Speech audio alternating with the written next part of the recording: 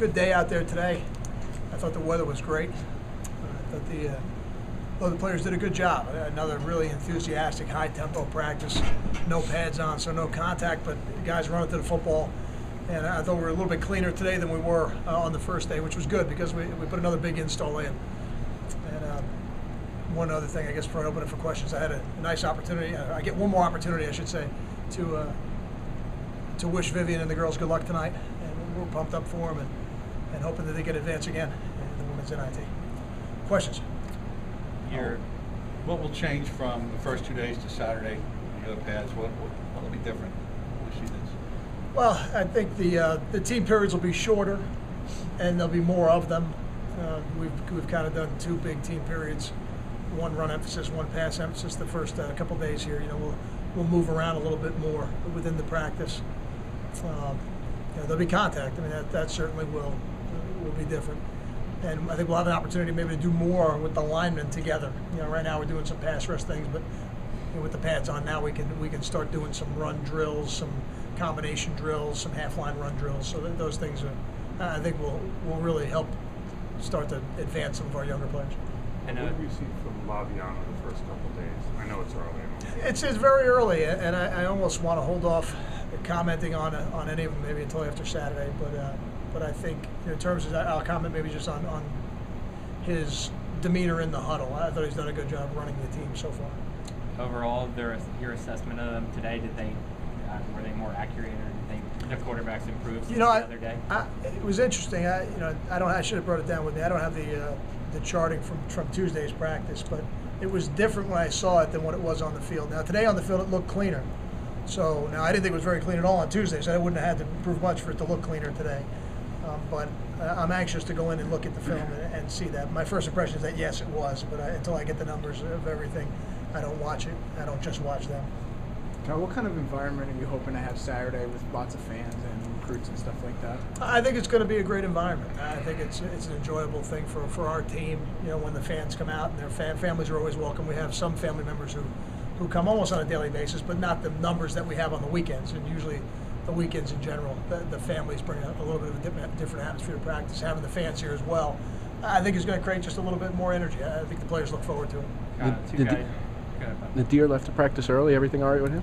What I'm going to do is I'll give an updated injury report every Monday, and then we'll get. I don't know yet what his prognosis will be, but I think we'll address all those things on Mondays. So when you look at Devin Carter, and I know the running back situation, what do you see out of him at running back, and how big of a chance is it for him? I think it's a great opportunity for him. With PJ and Savan not taking any carries right now, he's getting an excellent opportunity. Ultimately, if that's his home or if fullback becomes his home, I'm not sure I'm ready to say that just yet. But I think right now he's got an excellent opportunity. He was a really, really quality running back in high school, so it'll be anxious to see him on Saturday with the pads on. He's a little bigger than some of those other guys. Okay. Go ahead. No, go. What are your thoughts so far on, I guess, your second defensive line group? I mean, it seems to be probably one of the physically the bigger units that you've had here. I think it's going to be great to see him with pads on Saturday. I think to give him too much credit right now without the pads going on, I've been doing this too long. These unpadded practices for the linemen can be a little bit deceiving. I think we'll find out a little more on Saturday. Well, that might answer my question, but I was going to ask you specifically about JPO and Sebastian, two guys who, at least among us, created some buzz from the sidelines last year.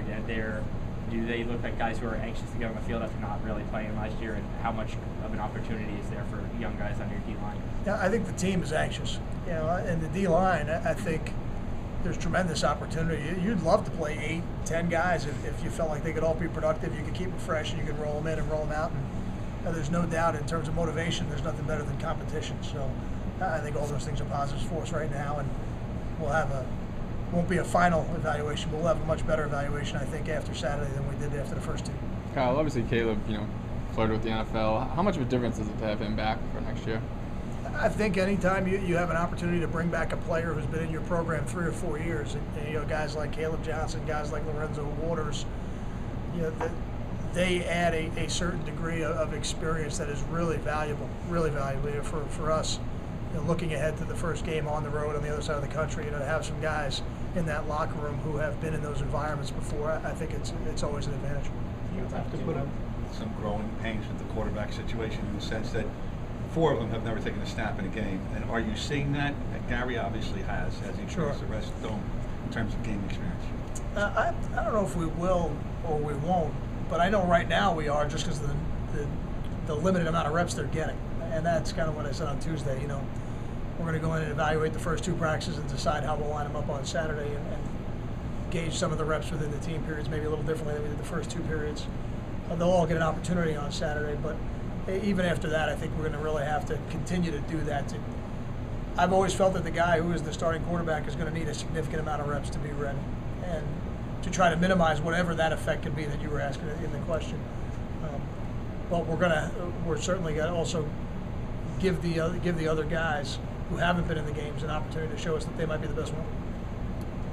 Kyle, what do you need to see from the second wave of linebackers? You know, there's 3 guys that have had a lot of playing time, and then there's guys like Nash and Taylor enlisted looking to earn some time. I think we just need to see them play within the system and be productive. I don't know if it's any more complicated than that. You know your role in the defense, and then when the opportunities present themselves, make the tackles and make the plays. Thanks, guys.